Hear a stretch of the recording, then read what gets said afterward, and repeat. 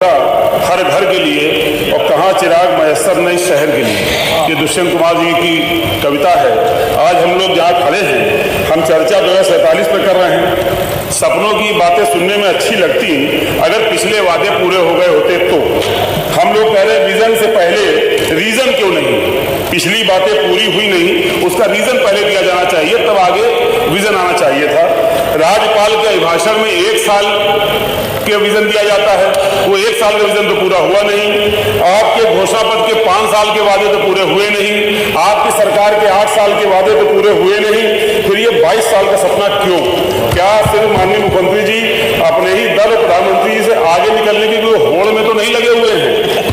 हम जब बच्चा कहीं फेल होता है तो कारण ढूंढे जाते हैं कि फेल क्यों हो रहे हैं। ऐसे ही पिछले 8 साल का पहले हिसाब होना चाहिए था।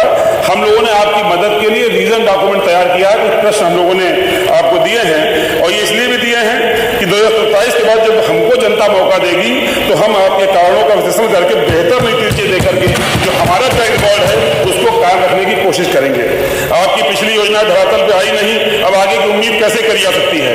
नगर निगम स्मार्ट सिटी प्रोजेक्ट में करोड़ों रुपए आए, वादे हुए, बेहतर सड़कें, आधुनिक सीवर, ड्रेनेज, लेकिन आज भी रोडों पर गड्ढे हैं, बरसात में शहर डूब जाता है, नाले उफनते हैं। नगर निगम की फाइलों में टिक मार, जमीनों पर काम अधूरा है, सफाई कर्मियों की स्थायी भर्ती सालों जो हुई नहीं, नतीजा यह है कि सफाई काम ठेके पर है, अधूरा है, गली मोहल्लों में गंदगी और जल भराव से जनता त्रस्त है। गैर जरूरी प्रोजेक्ट पूरे हुए हैं जिनका जनता से कोई लेना देना नहीं है। स्मार्ट सिटी के नाम पर सिर्फ बोर्ड और रैंकिंग बदले गए हैं, शहरों के हालात नहीं बदले। आज भी हम शहरों में नाला सिल्ट सफाई की बात कर रहे हैं। 2047 का सपना हम कैसे देख लें? मानवर बुनियादी ढांचा अधूरा है, रोड बने नहीं, मेट्रो बने लेकिन उसका ड्रेनेज सिस्टम बना नहीं, बरसात में दुकानें डूब जाती हैं, ट्रैफिक जाम में लोग लखनऊ में रोज शाम को घंटों फंस रहे हैं। इतने साल बाद भी अभी हम जब ट्रैफिक जाम से निपट नहीं पाए 2047 की बात कैसे करें? आज भी शहरों में पीने का पानी नहीं है, सरकार विजन 2047 का दिखा रही है, लेकिन बड़े शहरों में साफ पीने का पानी, बेसिक ड्रेनेज सिस्टम आज भी उपलब्ध नहीं है।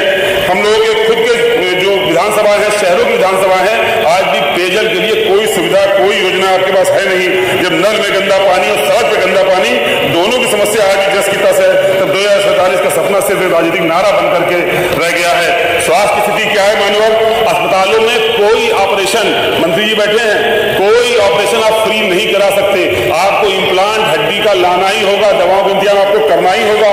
अस्पतालों में दवाएं हैं नहीं, डॉक्टर है नहीं, आयुष्मान कार्ड को प्राइवेट अस्पताल आपके मान नहीं रहे, मरीज जाता है आयुष्मान के नाम पर, उसको भर्ती नहीं करते हैं, उसको 20 से लगा देते हैं। सरकारी अस्पतालों में दलाल सक्रिय हैं, सरकारी अस्पतालों के अंदर से दलाल लेकर के प्राइवेट अस्पताल में जाते हैं, चूस करके वापस छोड़ जाते हैं। अभी हमारे सरकारी अस्पताल ठीक से काम कर नहीं रहे हैं, हम कैसे 2047 की बात करें? अब तक तो दूर दराज के इलाकों में डॉक्टर विशेषज्ञ पहुंच जाने चाहिए थे, टेली मेडिसिन का नेटवर्क बन जाना चाहिए था, मोबाइल हेल्थ की वैन चल जानी चाहिए थी, लेकिन आपसे हम स्वास्थ्य की बात कैसे करें? शिक्षा, स्कूलों का मर्जर हो रहा है, स्कूल बंद हो रहे हैं। मालूम मैंने अपनी विधानसभा क्षेत्र में 6 परिषदीय विद्यालयों को विधायक निधि से अत्याधुनिक बनाया है।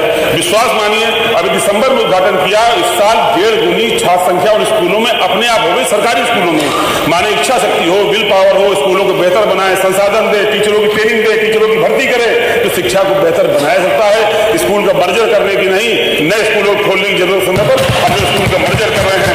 बिजली बुरा हाल है, शहर में रहते हैं, केस को देता है कि 23 घंटा 35 मिनट बिजली आई और साथ में लिस्ट देता है कि 33 जगह पर 33 kV फॉल्ट हुई। जब 33 जगह पर 33 kV फॉल्ट हुई है तो 23 घंटा 35 मिनट बिजली कैसे आई है? हमें लगता है बड़े अधिकारी अपने घर की बिजली देख करके जनता का अंदाजा लगाते हैं। जनता बिजली जांच देखेंगे तो बिजली के निजीकरण की बात नहीं आ रही होती, अगर आपने बिजली ठीक ढंग से बनाई होती। एक ही पावर प्लांट लगाया नहीं है, ट्रांसमिशन का इंतजाम किया नहीं है, और ऊपर से आपकी रेड टीमें लूट कर रही हैं। मैं चाहता हूं, सुझाव दे रहा हूं कि जो रेड टीमें जाती हैं इनकी वीडियोग्राफी कराइए, ये कैसे घरों में जाते हैं और कैसे रेड डालते हैं। ये खुद जा करके बिजली के नाम पर रेड डालने का, ये रेड वाले चोरी करने का, लूट करने का काम कर रहे हैं। फेरी नीति 2014 का अनुपालन आज तक हम लोग कर नहीं पा रहे। ठेला पटरी रेहड़ी दुकानदार क्या हमारा अंग नहीं है? क्या वो हमारे नागरिक नहीं है? वो आज भी पुलिस की कृपा पर ही रोजी रोजगार कर रहे हैं। जब भी कोई पुलिस वाले दरोगा जी आएंगे तो किसी भी ठेले वाले को मार के भगा देंगे। हम लोग मेहनत लोगों का इंतजाम कर नहीं पाए हैं तो हम कैसे 2047 की बात करें। कानून व्यवस्था में अराजकता का माहौल है, धर्म जाति के नाम पर प्रायोजित लड़ाई झगड़े बढ़ते जा रहे हैं, छोटे छोटे विवाद में साम्प्रदायिक और जाति रूप ले लेते हैं, प्रशासन स्थिति को संभालने में असफल हो रहा है और आपके मंत्री आपके विधायक थानों में धरने दे रहे हैं। अभी देहात की मंत्री जी बैठी, इन्होंने धरना दिया और उसके बाद अफसोस ये कि इनकी मांग तो नहीं मानी गई। अगले दिन उस जिले के 11 थानेदार बदले गए, लेकिन वो थानेदार नहीं बदला गया जिसके लिए मंत्री जी मांग कर रही थी। आपके विधायक कहते हैं कि गाय काटी जा रही है, आपके विधायक कहते हैं बयान आते हैं और हम लोग उसकी बात कर नहीं पाते। गंगा सफाई के नाम पे बड़े बड़े वादे हुए कि गंगा साफ हो गई। हमारे शहर में बहुत बड़ा बड़ा फोटोशूट हुआ, सेल्फी पॉइंट बना, लेकिन सारे सेल्फी पॉइंट बेकार है, कोई गंगा सफाई जमीन पर नहीं आई है। इसलिए हम कहेंगे कि फोटो खिंचवाने के बजाय जमीन पर काम करते तो शायद बेहतर हो जाता। बड़े बड़े दावे हुए, अभी तो हमारा सबसे कम हुआ है सर, 1 मिनट तो देंगे, हम तो जल्दी तेज बोल रहे हैं वैसे भी तो इनमें बड़े बड़े वादे हुए, लेकिन जो हमारे ओरिजिनल उद्योग थे, हमारे कानपुर टेनरी उद्योग था, ये प्लास्टिक उद्योग था, लोहे का उद्योग था, आपने इतनी ज्यादा उसके ऊपर सख्ती कर दी कि जो उद्योग थे वो भी भाग गए। अमेरिका के टैरिफ की बात यहाँ तो नहीं करेंगे, पर जो हमारे उद्योग थे वो भी प्रदेश छोड़ करके पलायन करने को मजबूर हो रहे हैं। हम क्या 2047 की बात करेंगे? रोजी रोजगार की बात क्या करें? परीक्षा लीक कैसे नहीं होगा, पर्चा लीक कैसे रोकेंगे? इसकी कोई ठोस योजना हम बना नहीं पाए, इसलिए हम 2047 की बात कैसे करें?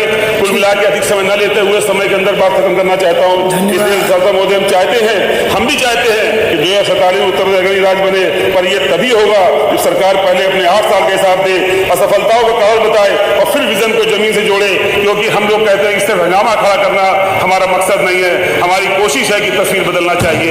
और जहां तक बात सुझाव की हो रही थी तो केवल एक सुझाव उत्तर प्रदेश की जनता को देंगे कि 2027 में अपने वोट का प्रयोग करके सरकार को बदल लो, सारा विजन हो जाएगा। बहुत बहुत धन्यवाद।